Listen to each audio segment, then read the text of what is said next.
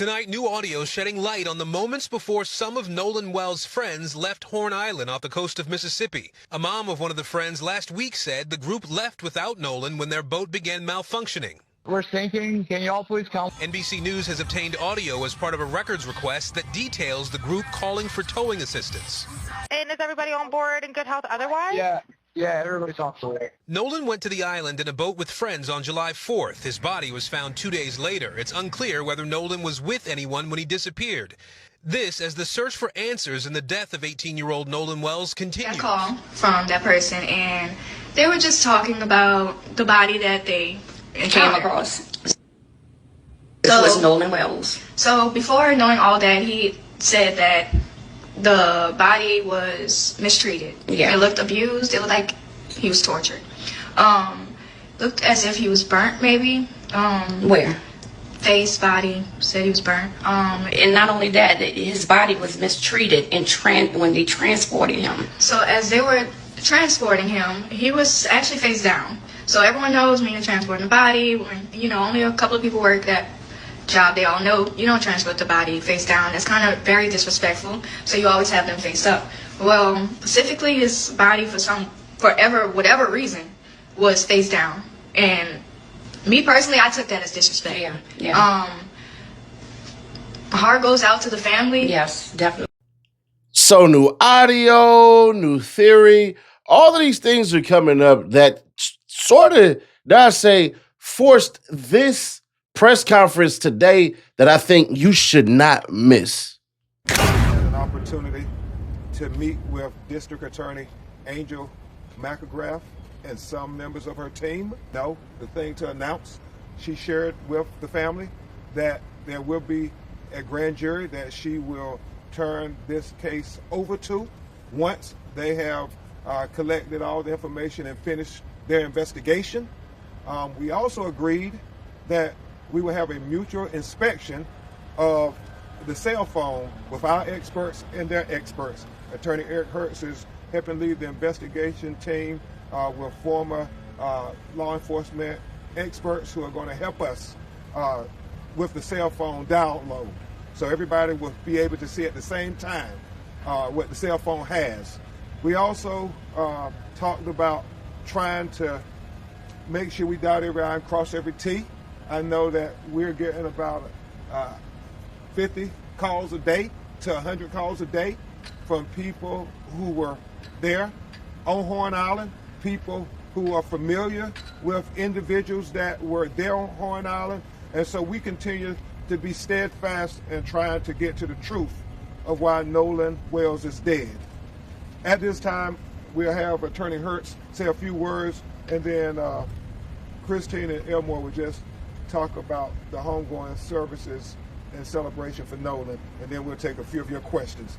Attorney Eric Hertz. Thank you. Right now, there's a lot of unanswered questions. We appreciate the district attorney meeting with us, but because of certain types of confidentiality that even the victims are not allowed to know, we did not get all the answers we want. We have an independent investigation going on that involves former law enforcement, federal agents that are going to be looking into all the different information we got. The calls are coming in and we're getting a lot of information. Some of the people that I spoke to are not talking with the law enforcement here. We're going to be trying to get them to cooperate with each other because we want to make sure the narrative, which has been put out that is false, is going to be corrected. So at this point, we just ask everybody to keep calling in if you have any information and let us know. And I personally, if we validate you're a legitimate call, we'll call you and talk to you. And I thank you all for showing up today. And that's the perfect time to segue into what a lot of people either don't understand, won't understand, or don't care to know. The private investigators, they're not going to be able to do this shit for free. So when we see things for GoFundMe and the money and all that, bruh, the FBI private investigators, former FBI prosecutors, you're talking about the top notch, the cream of the crop, if you will, just to understand, God damn, my son is dead. We're trying to figure out what the hell happened. This has to be difficult for people. Like, if this was your family, imagine how hard you'd have to go just to get even an iota of the truth. But let's keep on listening. Roll it. Time that you spoke in a setting like this, I know you guys are hoping to get results back from an independent autopsy. I know you mentioned that Nolan has been sent to Washington, D.C. Is there anything to share on that front? Not at this time, but we hope soon, very soon. Obviously, we're concentrating on the funeral services, but hopefully shortly thereafter, we will be able to tell some findings of the preliminary autopsy. Still waiting on some things. And also, while we're talking about funeral services, want to thank Mr. Tyler Perry for paying for the funeral, as well as Colin Kaepernick for helping to shoulder the expense of the independent autopsy. And I thank Reverend Al for agreeing to officiate the funeral services. Yes, sir. Aaron Gilchrist with NBC News. Mr. and Mrs. Wansley, you said from the very beginning that for you, this was really about getting some answers about what happened to your son. Do you feel like after your meeting today, you have any more clarity on what happened? But it was just a meeting where she talked about the process. She didn't tell us any information about the investigation too much, because those things are, as she said, her role and what she has to do. But they still have questions, and that's not insignificant to this meeting. It's just in general. Every morning they wake up and there's a hole in their heart, and they are trying to say, what happened to my son? Obviously, they feel strongly that he would not have just stayed behind. He wouldn't have left his cell phone. And so we're trying to get to those answers. Terry Crump, Brian Rose, GC Wire. There's been a lot of misinformation that's been spread online, especially the pool picture that was shared by you, and you had said that... Well, I didn't share it, I reposted it. We're reposting everything. Let's make it clear, we're reposting everything because we're trying to get people to come in and call. And so we've said from the beginning, we're in a ferocious search for the truth. And so things out there, we are trying to post, ask people, do you know something about this? Let us know. Just because we repost does not mean that we authenticate anything. Look at our social media. We have always been very careful to say this is a repost, and we almost always give a declaration that that's what it is, a repost. And so we want people to continue to call about everything, videos, whatever interactions they saw. And thank God, we are getting dozens of people calling every day saying, I was on Horn Island. This is what I saw. I know these individuals. This is what we know. They said, we understand the sheriff's investigation has hundreds of people calling too. And so the hope is that when this is presented to the grand jury, all relevant witnesses and evidence will be presented to them so that we can have a fair and impartial investigation into the death of Nolan Wells.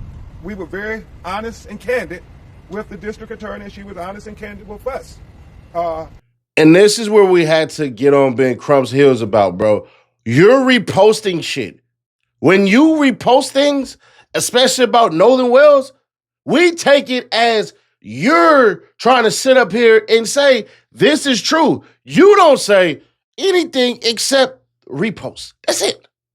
Leaving for speculation and theories, leaving for all of us to go, oh shit, this must be true because you're the lawyer, which means you speak for the family, which means this is what you guys are thinking happened.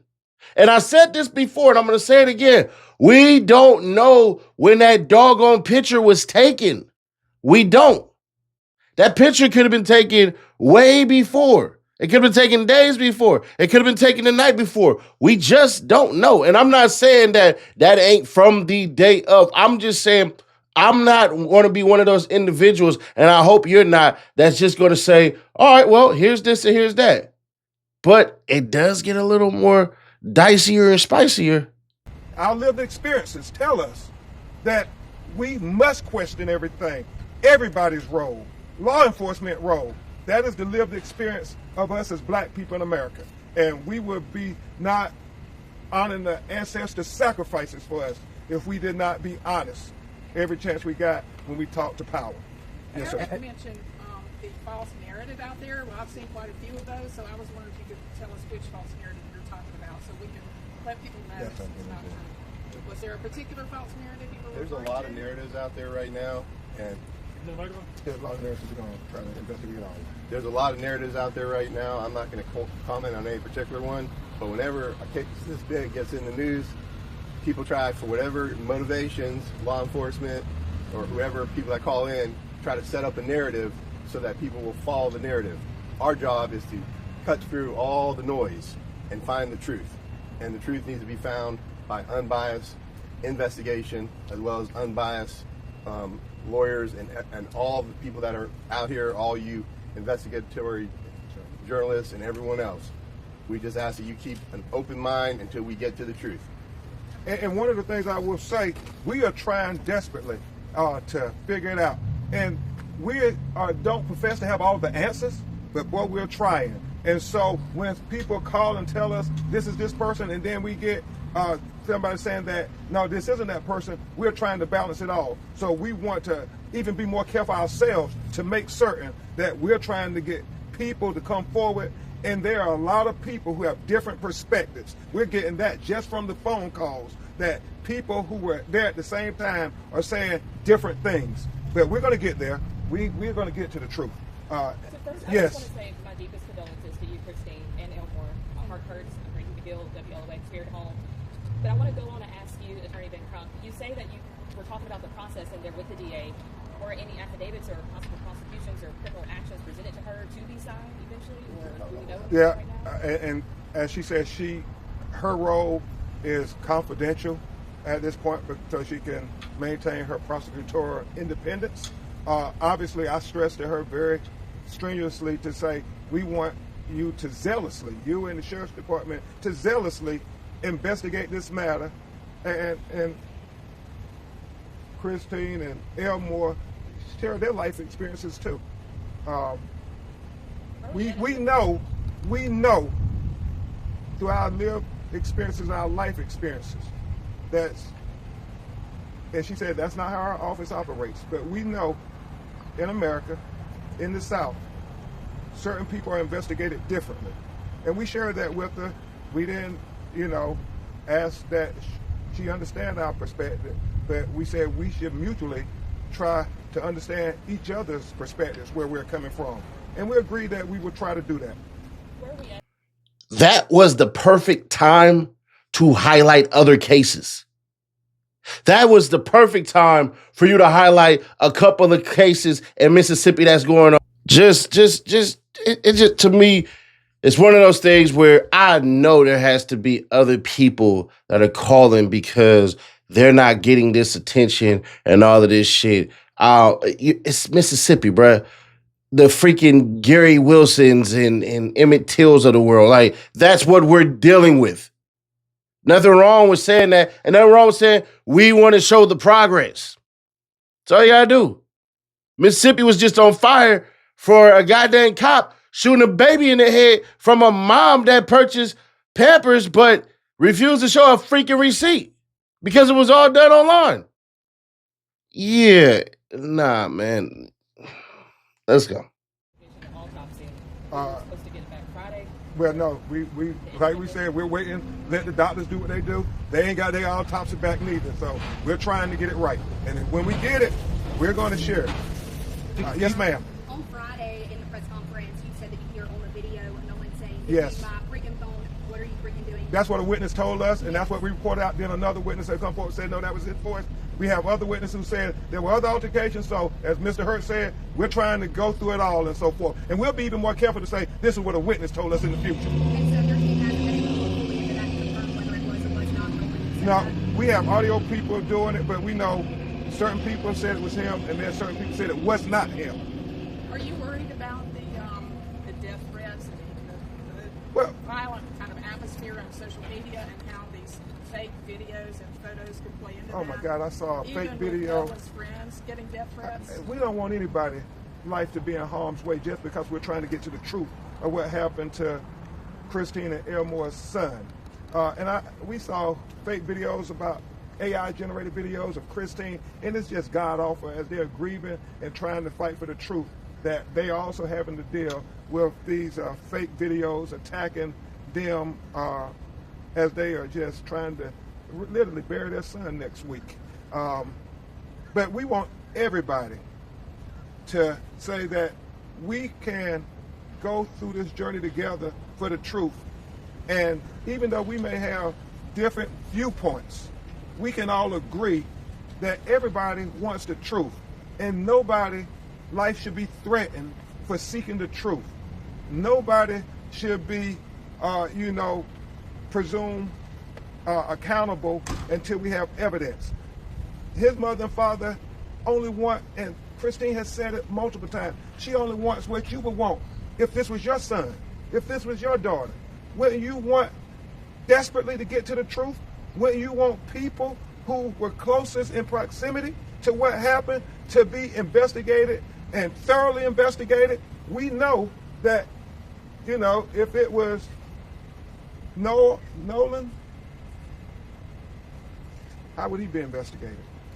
So, one last question. Really quickly, just curious about the dynamic that you guys have had, Christine and Elmore, with law enforcement up until this point. Have you all been able to speak with the sheriff, any of the lead investigators, since what happened last week? So that was actually clarified in today's meeting. The DA's office wanted to take over that communications because they do have a victim advocate, which I appreciate, but of course that wasn't what she, took responsibility and accountability for. But we were not communicated with that information. So for us, like I said before, the last time we actually spoke to someone with the Sheriff's Department was last Tuesday. That was via text message that I initiated, just asking for an update. So that's the biggest thing is, I appreciate that she took accountability for saying, hey, that was actually our doing. But, we have a setup now, and so the hope is that we'll have that open lines of communication. Do you feel like this was useful and today? Attorney Hertz has a comment on that there. Let me just say that under the law in Mississippi, a victim is entitled within, I think it's 72 hours to get an incident report and to have certain information shared.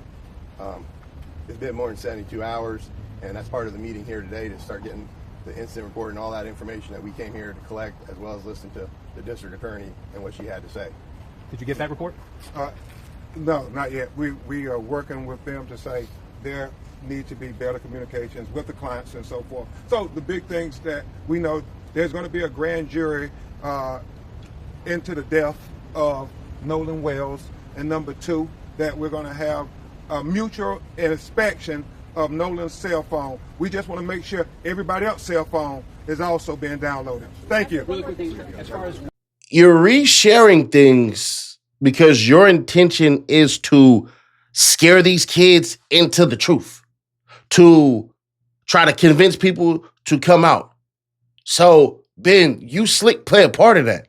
And that's the thing. No, you don't want death threats on these kids and all this shit and everything. Nah, you don't want all that. But damn, bro, you gonna act like that ain't a thing? Got it. The whole grand jury shit. Once again, I had somebody try to argue with me and call me goofy or silly or dumb or something like that for me saying there's no way that these parents will allow you to talk to their kids by themselves without the parents there. Are we okay here? Do we know or not know that it's a freaking judge? Do we not know how the process goes? Okay, so let me understand this. If the police came, knocked at your door, and wanted to talk to your child, you just gonna shut the damn door? No. You think that these cats, these kids, their parents, they don't know what's going on? You think that they would allow their kids to basically say some crazy shit that can make them prime suspect number one? Right. Okay. So if the cop walks up and he says, "Hey, little Billy, how's it going?" "I'm doing well, officer asshole." "Yeah. Okay. Yeah, little Billy, I wanted to ask you about Nolan Wells." "Sure, officer asshole. What do you got to ask me?" "Where were you?" "I was on the boat, officer asshole." "You were? When's the last time you seen Nolan?" "Oh, I seen him on the island when we got on the boat, officer asshole." "Really? Because little Jimmy said that you guys," you see how it works?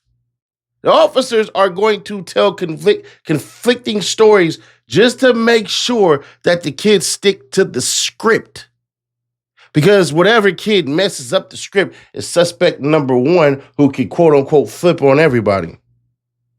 Please don't think for 1 second that these people wouldn't indulge in a fucking cover-up, because they would.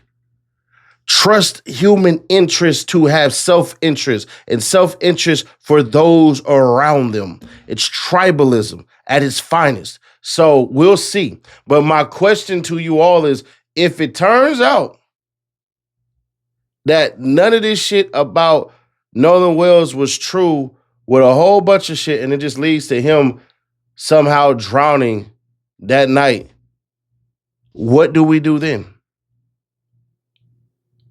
What if it's discovered that shit, he might have swam or something, or I don't know. I don't swim, so shit, you ain't gonna catch me and nobody's goddamn, nah, hell nah. But I'm just saying, bruh, we gonna see. Once again, I think it's something a little more nefarious than that. I think it's possible he might have fell or some shit under, you know what I'm saying, under somebody's boat or something like that. He might have, you know what I'm saying? It might be a whole another crew of people that he jumped on a boat with and goddamn fell over or something like that, and he was swimming back towards the island, and so they thought that was all right. That's very possible. I don't know what happened, but the rest of the world, they seem to. But y'all, let me know y'all thoughts on this one. Click right here, though, to see how $5,000 is about to get somebody. No, click right here. I'm sorry. Click right here to see how $5,000 is about to get a couple of people's livelihoods and lives taken away for no less than 20 years. Damn, you don't want to miss this shit. Click right here for that video, or click right here for the playlist to get you through your day, and I will catch y'all in the next one. Y'all come back here now, you hear?